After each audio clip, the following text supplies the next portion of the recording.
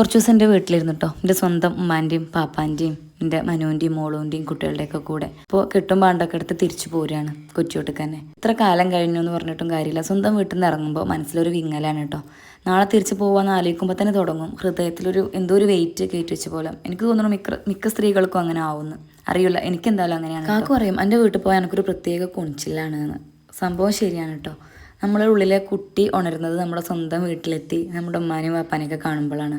അപ്പോൾ നമ്മൾ ശരിക്കും ഒരു കുട്ടിയായിട്ട് മാറും. ഞാനൊന്ന് ഓഫാകുമ്പോൾ എന്നെ ഒന്ന് റീചാർജ് ചെയ്യാനും ഒന്ന് റിഫ്രഷ് ചെയ്യാനൊക്കെ 2 ടൈപ്പ് ആളുകൾക്കാട്ടോ പറ്റുക. ഒന്ന് എൻ്റെ ക്ലോസ് ആയിട്ട് കുറച്ച് ഫ്രണ്ട്സ് ഉണ്ട്, എൻ്റെ ഹൃദയത്തോട് അത്രയും ചേർന്ന് നിൽക്കുന്ന കുറച്ച് ആളുകൾക്ക് അവർ. 2 എൻ്റെ കുടുംബം, എൻ്റെ സ്വന്തം ഫാമിലി. അവിടെ പോയാൽ ഞാൻ എത്ര ബുദ്ധിമുട്ടിലോ എന്ത് സ്ട്രഗിളിലാണെങ്കിലും അത് മറക്കൂട്ടോ. ഒക്കെ മറന്ന് ഭയങ്കര പോസിറ്റിവിറ്റി കിട്ടും.